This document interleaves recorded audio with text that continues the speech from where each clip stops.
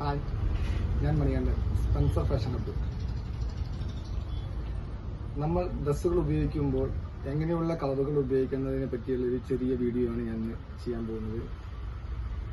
നമ്മൾ പവർ ഡ്രസ്സിങ്ങിൽ ഏതൊക്കെ കളറുകളാണ് ഉപയോഗിക്കേണ്ടതെന്നുള്ള ചെറിയ ടിപ്സ്. നമ്മൾ ഒരു ക്ലയന്റിനെ കാണാൻ പോകുമ്പോഴോ അല്ലെങ്കിൽ ഒരു മീറ്റിങ്ങിന് പോകുമ്പോഴോ നല്ല വസ്ത്രം ധരിച്ചു പോവുകയാണെങ്കിലും അതിന്റെ കളർ കോമ്പിനേഷൻ കറക്റ്റ് അല്ലെങ്കിൽ നമ്മുടെ ഫസ്റ്റ് ഇംപ്രഷൻ തന്നെ ഒരു ബാഡ് ഇംപ്രഷൻ ആവാൻ സാധ്യതയുണ്ട്. നമ്മളുടെ പവർ ഡ്രസ്സിംഗ് എന്ന് പറയുന്നത് സ്റ്റൈലിനേക്കാൾ കൂടുതൽ ഒരു കമ്മ്യൂണിക്കേഷനാണ്. ഓരോ കളറിന് പിന്നിലും അതിനൊരു സൈക്കോളജി ഉണ്ട്. നമ്മൾ ആരാണെന്ന് പറയാതെ തന്നെ പറയുന്ന ഒരു പ്രസന്റാണ് നമ്മുടെ കളർ കോമ്പിനേഷൻ. നമ്മൾ ഉപയോഗിക്കുന്ന കളറുകൾക്കുള്ള പ്രത്യേകതയിൽ വൈറ്റ് കളർ ഉപയോഗിക്കുമ്പോൾ നിസ്സാരതയും കൃത്യതയും ഒരു നിഷ്പക്ഷമായ തീരുമാനങ്ങൾക്കൊക്കെ വൈറ്റ് ഉപയോഗിക്കുന്നത് വളരെ നല്ലതാണ്. അതിൻ്റെ കൂടെ ഒരു ഡാർക്ക് കളർ പാൻറ് ഉപയോഗിക്കുകയും ചെയ്യാം.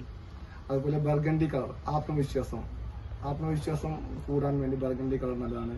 ആ ബർഗണ്ടി കളറിലുള്ള വൈൻ കളറിലുള്ള സൂട്ട്സ് ഒക്കെ വളരെ ഉത്തമമാണ്. കളറുകളിൽ നേവി ബ്ലൂ ഉപയോഗിക്കുമ്പോൾ വിശ്വാസവും സ്ഥിരതയും ഉണ്ടായിരിക്കും. അത് സാധാരണ മീറ്റിങ്ങുകൾക്കും അല്ലെങ്കിൽ ഫിനാൻഷ്യൽ മീറ്റിങ്ങുകൾക്കൊക്കെ അതാണ് അനുയോജ്യം. ബ്ലേസർ സാധാരണഗതിയിൽ നേവി ബ്ലൂ ബ്ലേസർ ഉപയോഗിക്കാം. Skin fit pant navy blue ഉപയോഗിക്കാം. അതിൻ്റെ കൂടെ ലൈറ്റ് കളർ ഷർട്ട് ഉപയോഗിച്ചാൽ മതി.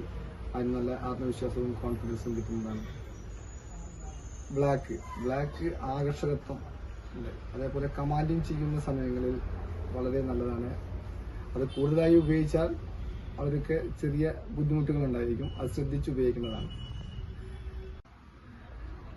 റെഡ് കളർ, ചുവപ്പ്, ഊർജവും അധികാരവും അതേപോലെ ഉയർന്ന പ്രഭാവമുള്ള മീറ്റിങ്ങുകളിലൊക്കെ ഉപയോഗിക്കാൻ പറ്റുന്ന കളറുകളാണത്. അത് വളരെ ശ്രദ്ധിച്ച് ഉപയോഗിച്ചാൽ മതി എന്നുള്ളത്. ഡ്രസ്സിങ്ങിലുള്ള കുറച്ച് കളറുകളെ കുറിച്ചുള്ള അഭിപ്രായങ്ങൾ മാത്രമാണ് ഞാൻ പറഞ്ഞിട്ടുള്ളത്.